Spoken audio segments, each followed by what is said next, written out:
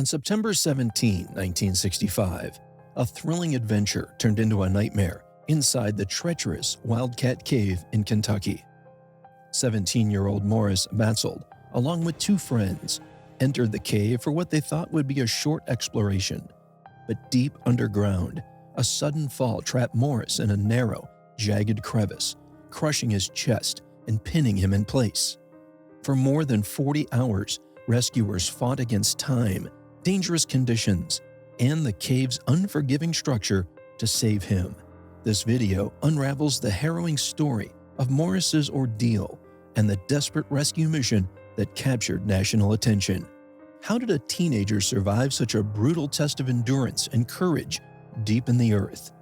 You know how it is when you're a kid, always looking for the next big adventure? That's exactly what Morris and his friends were doing on that cool autumn day in 1965. They were just looking for some fun. They ended up finding something much darker. Wildcat Cave sat hidden in the Kentucky hills, its entrance like a jagged, yawning mouth. People whispered about its dangers: narrow tunnels, sudden drops, and sharp rocks that could cut you open if you weren't careful. There was something about its dark mystery that made you want to see what was inside. Morris had been there before with his older brother, who warned him to stay out of the deeper passages. But warnings like that only make a place more tempting, don't they? Morris, Jim, and Larry decided they'd check it out. Just a quick look, they figured. No big deal. The three of them squeezed into the low entrance, crawling on their hands and knees. The air inside was cold and damp. Their flashlights lit up the stone walls, which glistened with moisture. Every sound echoed around them: the scrape of their shoes, the soft murmur of their voices, even their breathing. It was exciting, but also a little spooky. The tunnels twist and turn, narrowing in some places until you can barely move. It's easy to lose your way, even if you think you know where you're going. That's why so many people have gotten hurt there, or worse. The boys didn't plan to go far. They were just exploring, laughing a little, and trying to act brave. They stopped in one spot to rest, and Morris leaned back against a big rock. That's when everything changed. The rock shifted. It wasn't solid like it looked. It tipped, and before anyone could react, Morris fell. He slipped backward through a narrow crack in the floor, head first into the dark. It happened so fast. 1 second he was there, and the next he wasn't. For a moment, Morris didn't even realize what had happened. Then the pain hit. His body was wedged in the narrow crack, twisted at a strange angle. The jagged rock walls pressed hard against him, pinning his hips and chest. He tried to move, but it was like the cave itself was holding him in place. He couldn't budge, and he could barely breathe. It must have been terrifying. The walls were so close he couldn't see anything but rock. His flashlight was still on, but its beam couldn't reach far. He tried to call out, his voice echoing faintly back at him. He waited, hoping his friends would help, but the minutes dragged on. Above, Jim and Larry were panicking. They could hear Morris calling, but they couldn't see him. The crack was too narrow for them to climb through. They tried to yell back, but they didn't know what to do. Finally, they realized they needed help. They crawled back out of the cave as fast as they could and ran for help, their hearts pounding. While Morris lay trapped in the dark, the air felt colder. The rock pressed harder. He tried to shift his weight, but every movement made the jagged edges cut into him more.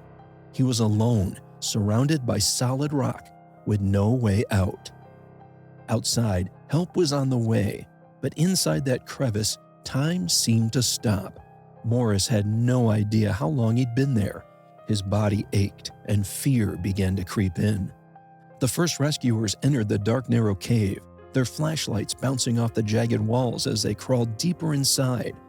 They carried ropes, makeshift tools, and a growing sense of urgency. Morris had already been trapped for hours, pinned in a tight crack with barely any room to move. When the first team reached him, they saw how dire the situation was. His body was wedged so tightly that even touching him seemed impossible. His breathing was shallow, and he was growing weaker. They tried everything they could think of at first. A rescuer used his belt to try and loop it around Morris's ankle, but the belt snapped under the pressure. Others used ropes, trying to pull him free, but nothing worked. In fact, every pull seemed to wedge him deeper into the crack. As the hours passed, more rescuers arrived. They set up a portable generator at the cave's entrance to pump in oxygen and light the dark tunnels. A firefighter crawled in to comfort Morris, keeping his spirits up and checking on him. Above ground, volunteers gathered to help however they could. Local groups brought hot coffee and food for the rescue teams, while the Red Cross and Salvation Army set up support stations. The rescue turned into a race against time. The temperature in the cave was dropping, and Morris had no food or water. He was showing signs of exhaustion and dehydration, and his position made it hard for him to breathe. Every minute counted.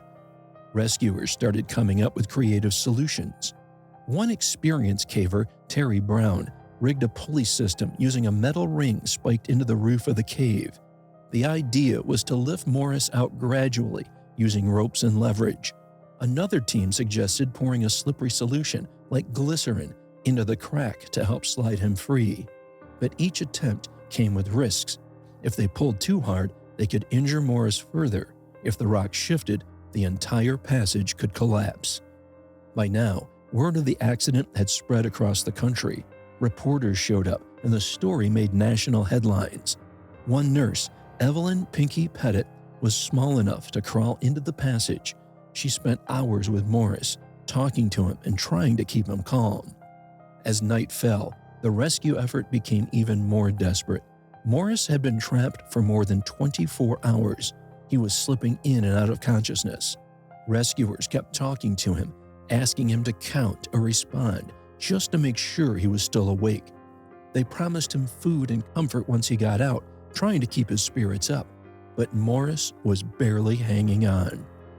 The next morning, the U.S. Air Force flew in a team from the National Speleological Society. These were experts in cave rescues, and they brought new ideas to the table.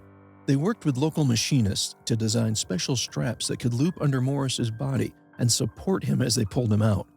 They also brought in Eagle Scout, 15-year-old Michael Ulrich, who was small enough to fit into the narrow crevice. Michael crawled into the tight space, carrying the new straps. He managed to slip the loops around Morris's legs and arms, a painstaking process that took hours. Once the straps were in place, the rescuers began to pull. Slowly, inch by inch, they lifted Morris out. The glycerin helped to reduce friction, but it was still a grueling process. At one point, Morris slipped back, scraping his skin against the jagged walls. Finally, after more than 26 hours underground, Morris was free. His body was battered and bruised, but he was alive. The crowd outside the cave erupted in cheers as he was carried to a waiting ambulance, wrapped in blankets. It was a moment of relief and triumph after a harrowing ordeal. At the hospital, Morris was treated for exhaustion, dehydration, and multiple cuts and bruises. His face was swollen from where the rock had pressed against it for so long, but he was remarkably resilient. He wolfed down a meal, grateful to be alive. He later admitted that at times he thought he wouldn't make it out. The rescuers, he said, were the reason he survived. The Wild Cave incident became a lesson in teamwork and determination. Hundreds of people had worked together to save one boy's life. After the rescue, officials dynamited the cave and sealed the entrance with concrete to ensure no one could get trapped there again.